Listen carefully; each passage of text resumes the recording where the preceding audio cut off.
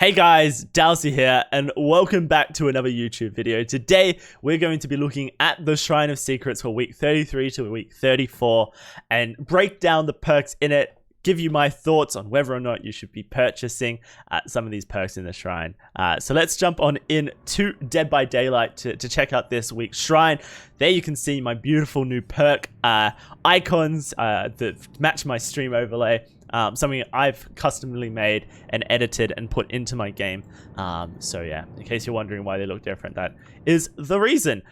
So let's have a look at this shrine and break it down. I'm going to preface this with a warning, and I guess, you know, take this as you will.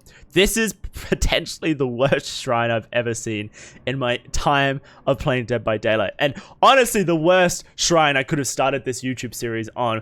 However, if you guys want to stick around and kind of watch me break down the perks, give you a lot of information about them, then please do. You can get a taster for what's to come when we do get a good shrine. But if all you want to know was that this shrine was garbage and you want to click off the video, that's fine. I totally understand. Make sure you come and check me out on Twitch on Tuesdays, Thursdays, Saturday, and Sundays for some actual content and gameplay. But we're going to be breaking down the shrine. Let's break it down with the first perk here. It's called Flip Flop. It's Ashley J. Williams' teachable perk. You unlock it at level 30 for Ash. And the way Flip Flop works is that when you're in the dying state, your recovery progression is converted into wiggle progression when you're then picked up by the killer.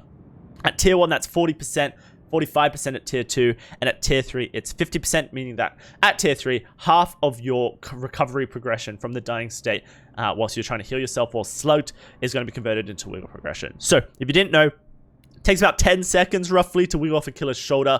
So if you were to 99% recover on the floor, now you're going to wiggle off the killer's shoulder in 5 seconds instead. So in theory, it seems like it could be a viable perk, but let's talk about practice. Theory and practice doesn't necessarily line up with each other. In most games, a killer is either going to pick you up immediately, or they're going to slug you and your entire team. And if they do slug you and then chase someone else, either your survivor teammates are going to come over and pick you up, or all of you are going to go down, be slugged, and then let's say if you get picked up and you're able to wiggle off the killer's shoulder because you have a 5-second wiggle instead of a 10-second wiggle, then the killer's just going to tunnel on you, and the chances you make it to a survivor teammate to then pick them up and somehow snowball your way back into the game is realistically incredibly thin. It has happened, it might happen, but you're already playing off a scenario that is very rare, and then trying to win a scenario that is very difficult to win. So, can Flip Flop be a viable perk in the current meta of Dead by Daylight? I want to say no. It's not a great perk. It's kind of a meme perk, and if you want to run it as a meme perk, then by all means, it's very funny to watch. I mean, one of my favorite streamers, Brother Cope, he runs Flip Flop because he doesn't really care what his fourth perk is. And he runs it with Unbreakable, which is going to increase how fast he can recover whilst in the dying state. And I've seen him wiggle off the killer's shoulders maybe twice. He streams like almost daily for 8 hours or 5 to 8 hours, playing mostly Survivor, and in all the time I've watched him play, have only seen him wiggle off the killer's shoulder twice because of Flip Flop. It isn't very good. He's a fantastic survivor, by the way. However, I mean, maybe you run it for the memes. Run it with Unbreakable. Run it with Tenacity. Have a bit of fun. I would recommend that you don't run Flip Flop and that you run perks like Unbreakable. If you were to get slugged, then you can pick yourself up, and you're going to be able to do so whilst the killer is not in vicinity of you, which is going to help you then influence the game. Run perks like Dead Hard, Balance Landing, Sprint Burst, Life. That's going to give you an exhaustion. That's going to allow you to escape the killer in certain scenarios. Run perks like Quick and Quiet and Dance With Me and Poised that are potentially going to distract the killer and make it so that they can't track you when you're in a chase. It's better to not actually end up in a scenario where Flip Flop is going to save you if you can do so, and so there's better perks you can be running in that situation. But it is worth noting that Flip Flop, this is the first time it's been in the shrine, so it is worth 2,700 shards instead of 2,000 shards, meaning you can get 200,000 blood points from it for that extra 700 shards. So if you're in the blood point game, then it's a tasty perk for blood points. That's all I'm going to say. Let's move on to the second perk in the shrine. It's Hangman's Trick. It's the pig's teachable perk unlocked at level 30. And actually, what's kind of ridiculous is Hangman's Trick, although a bit of a meme, is probably one of the strongest perks in the shrine. Maybe second strongest, maybe third strongest. It's up to debate. But let's talk about what it does. Hooks that are destroyed by the sabotage or sacrifices will repair themselves automatically after 30 seconds at tier 1, 20 seconds at tier 2, and 10 seconds at tier 3. So, if you didn't know, when a survivor sabotages a hook, the entity will auto-repair that hook in 180 seconds time. So it takes 3 minutes for a hook to auto-repair. If a survivor dies on a hook, that hook will remain permanently broken. So, what Hangman's Trick does is allows that hook to come back into play after 10 seconds of it being after the sacrifice happening, or 10 seconds after the sabotage has taken place. Now, it also has a secondary feature that I feel like a lot of people aren't as aware as they could be of this. Trappers' bear traps can be sabotaged as well, if you didn't know this. When you have a toolbox or saboteur, you can go up to a trapper's toolbox, and instead of breaking it like you normally would to just shut it, you can sabotage it. And when you sabotage it, it is going to make that bear trap break for 180 seconds, and the killer is not going to be able to pick it up. So that makes that bear trap out of play. Now, trap is already a fairly weak killer inherently compared to the rest of the killers in the roster.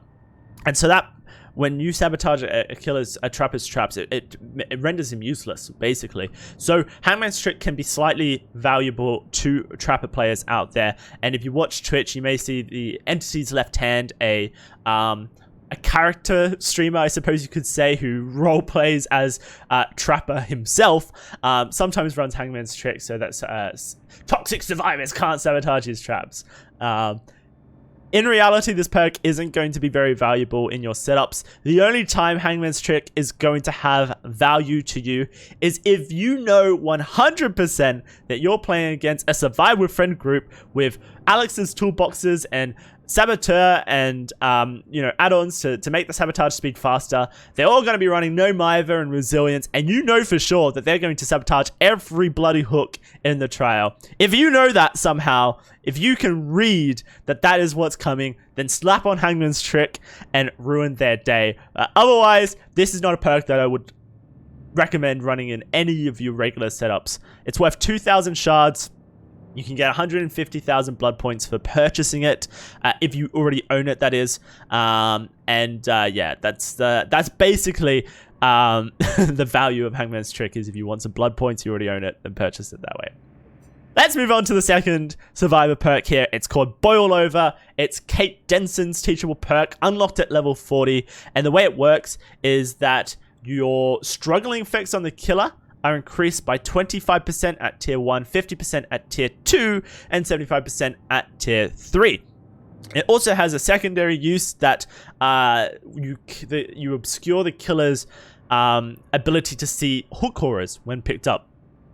And that's up to 10 meters at tier 1, 12 meters at tier 2, and 14 meters at tier 3. So at tier 3, Boil Over is going to increase the struggle effects by 75%, as well as block hook auras to the killer within 14 meters of the killer. So this perk is actually one of the perks that you're going to see have the most effect, I suppose, on the killer in its circumstances. And for that reason, you might say that this perk is the strongest on the shrine, because you can actually see its effect in action. But I can count on the times on my hand that I have been affected by Boil Over so much that I have dropped a survivor and they've struggled off my shoulder. It's less than 5 in the entire time I've been playing Dead by Daylight, the almost 1,700 hours I have playing Dead by Daylight. It does make the killer stagger. And it's kind of funny. It looks like the killer's been out on a bender, a night out in town, a little bit tipsy. However, most killers are going to be able to find a hook. Most killers are going to be able to see a hook. And most killers have played the game enough that they know where hooks are going to spawn, even if they can't see the aura of that hook. And so, in reality, whilst Boil Over is going to have an effect on the way the killer walks towards a hook, chances are you're not going to wiggle off a killer's shoulder. You're probably going to wiggle off a killer's shoulder more using boil over than you are flip-flop. In reality, it's possible. However, the chances that this perk actually aids you is far less than is worth essentially running it. It's a bit of a meme perk. You kind of see it from newer players. They kind of go, oh, this seems like a really good idea. I'm going to run this. And whenever I run into it, I kind of just giggle because it's a wasted perk slot when you're playing versus a killer with experience like me. Again, like flip-flop, you're better running perks that are going to win you chases like Dead Hard, Balanced Landing, Life, and Sprint Burst. You're better running Decisive Strike so you can escape the killer's shoulder if they tunnel you. You're better running Unbreakable so you can pick yourself up off the ground. You're better running perks like Quick and Quiet and Dance With Me and Poise that are going to hide your scratch marks when you vault windows so that you can actually evade the killer mid-chase and not end up in a position where you're on the ground on the killer's shoulder. Any perk that's going to try and escape you from the killer's shoulder that isn't Decisive Strike is not very good. And any perk that's going to essentially pick you up that isn't Unbreakable also isn't very good, apart from Adrenaline. I guess that's an exception. So Boil Over's in the Shrine. It's a level 40 for Kate. If you don't own Kate, maybe it's worth purchasing. Potentially this is the only perk that is worth purchasing. However, I just don't recommend you run it. Full stop. There's better perks. All right, let's move on to the last perk before we lose our mind over Boil Over.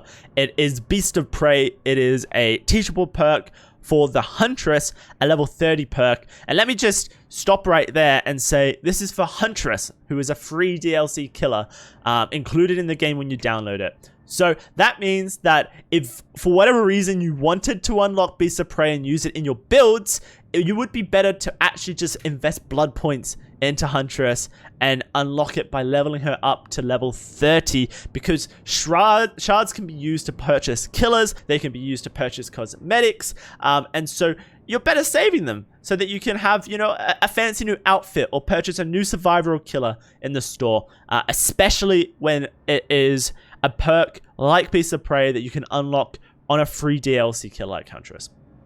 So I just wanted to preface that I wouldn't recommend purchasing this. If you really wanted Beast of Prey from the Shrine, just level up Huntress. It's going to be a better investment in the long run. But anyway, let's talk about what Beast of Prey does. Essentially, this has two effects. The first is that when you hit Bloodlust Tier 1 by being in a chase for a long time without as successful in catching the survivor, your red stain will become hidden, and it will stay hidden until you lose Bloodlust altogether.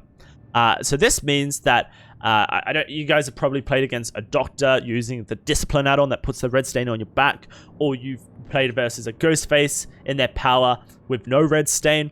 And at certain loops, not being able to see where the killer is, not being able to see their red stain coming from their face, is going to be very terrifying. And the killer is probably actually going to catch you out of position because of it, because you have to make a judgment call on where the killer is going to come from. And if line of sight is blocked, then you might make the wrong judgment call. And even if you make the right one, maybe the killer gets too close to you and you're not able to make a pallet in time. So losing the red stain is a valuable mechanic. It does mean that Beast of Prey has some value.